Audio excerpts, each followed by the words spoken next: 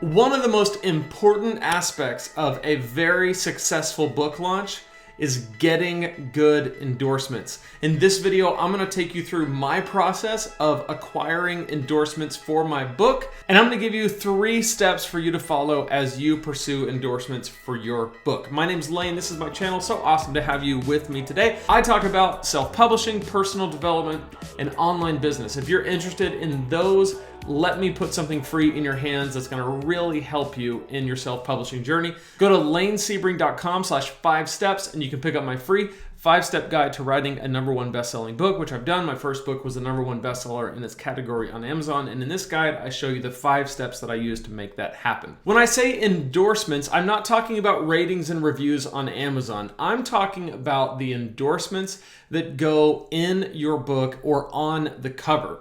So for example, on my book, I have 15 or 16 endorsements per book, and they are the very first thing you see when you open the book. That's usually how it goes. Before you see a title page, before you see the copyright page, before the table of contents, before anything, you see the endorsements. You open the book up and they're listed right there in order of the most influential to the least. When I wrote my first book, all I knew was that I wanted every part about the book to look like a traditionally published book. I didn't want it to look like a self-published book. I didn't want it to feel like a self-published book. So I was looking at all the books that I had that were traditionally published, and one of the things I kept seeing were endorsements. And I thought, okay, if that's what you're supposed to do, I'll get it. And I had no idea if anybody would respond to me, but the very first thing I did was I made a list. I made a list of every influential person in my space, people that have written books, people that lead large organizations or large churches, people that I thought my readers would look at those people and say, man, if they endorse this book, then it must be really good. So that's the first step, is make a list of influential leaders in your space. And what I suggest doing, this is something I did, is I made a Google sheet and I listed all these people in order of the least accessible to the most accessible. And here's why this is important.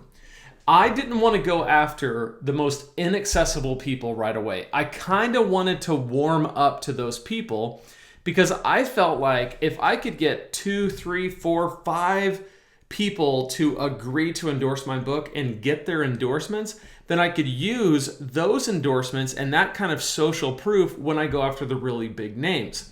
Because what you want to do when you go after people who are very influential, likely they're very busy, they're probably not the ones reading these emails, they may not even be the one taking a look at your book, but they're entrusting this to other people if they're going to put their name on it. What you want to do is make it super simple. You want to help me with the video? Yeah.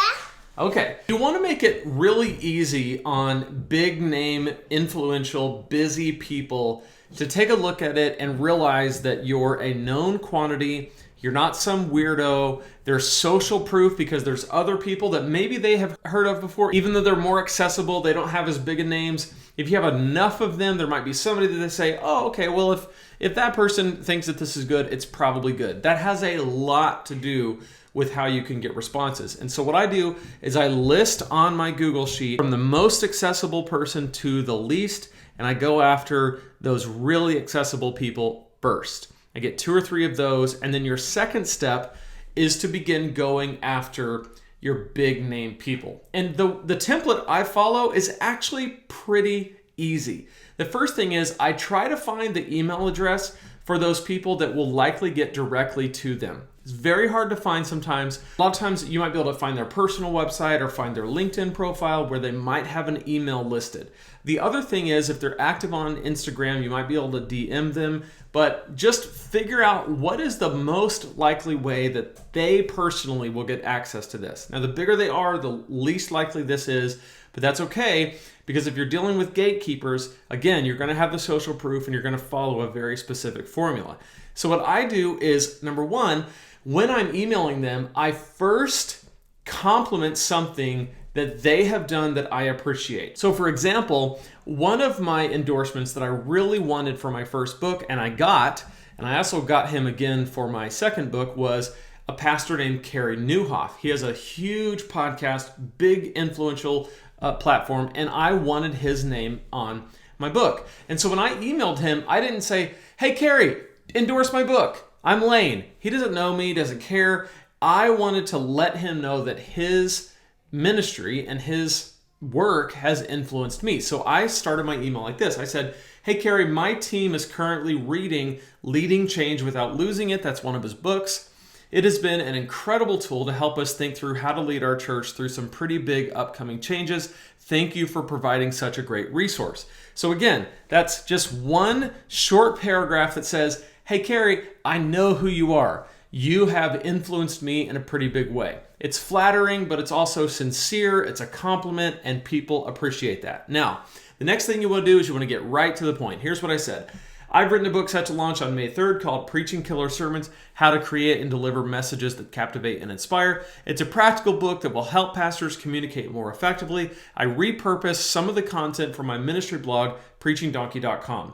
Now, so all that I'm doing here is I'm just letting him know, again, in one paragraph, what I've done. I've written a book. Here's what it's called, and here's who it's for. So again, compliment, here's what I've done. I've written a book. Here's what it is. Here's what it's called. Here's who it's for. Now is the ask, and here's how I put it. I would be so honored if you would take a look at it, and if you'd like it, write a brief endorsement for me to include in the book.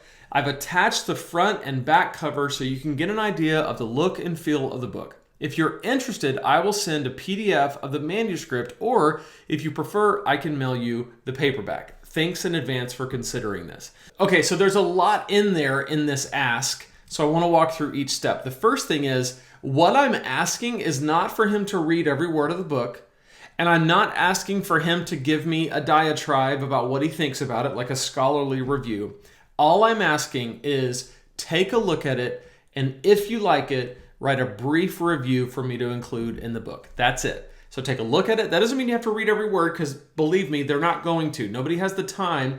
People who have really big platforms and they're doing a lot of work, they get a ton of requests for endorsements. They don't have time to read every one of them. So they're going to scan through it. They're going to take a look at it. That's why it's really important to include, here's the people who have already endorsed this book, so that they can kind of realize that this is okay and I can trust you.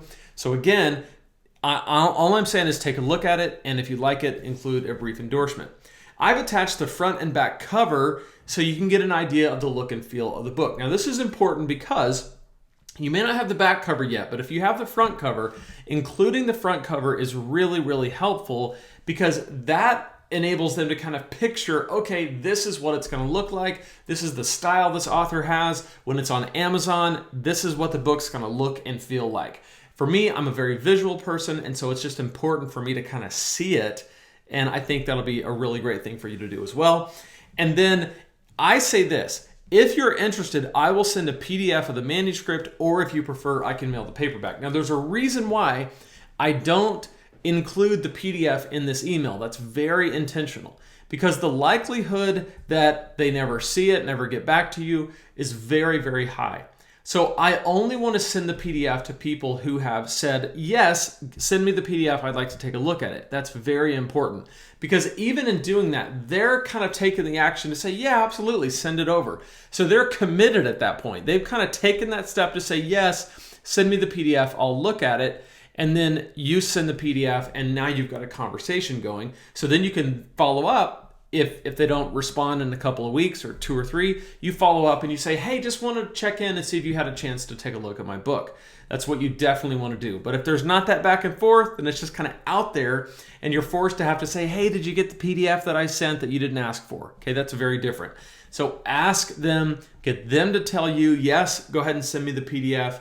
And then thank them in advance for considering it. Don't thank them in advance for doing it because they haven't done it yet, but for considering it, because they're going to consider it. So again, the first thing you want to do is make that list. The second thing you want to do is go after the people who are a little bit easier to get a hold of. Then go after the really big people, like in particular this guy that I went after. He was a really big person in my space. And you want to follow a very specific way when you do that. So that when you're making these requests, you're keeping it to the point, you're telling them exactly what you want, you're making it easy on them, And if for some reason they want the paperback, then have those proof copies ready to go. I've never had someone tell me to go ahead and send them the paperback. But what I typically do is if somebody endorses my book, I usually try to make a point to give them a paperback copy when it's all said and done with their endorsement on it. Definitely check out this playlist right here if you want more on how to write, publish, and launch a book. I would love to hear from you in the comments. What experience have you had going after endorsements, and what would you share with us that we can learn from you? Definitely hit the subscribe button and give this video a like if you haven't yet, and I will see you in the next video.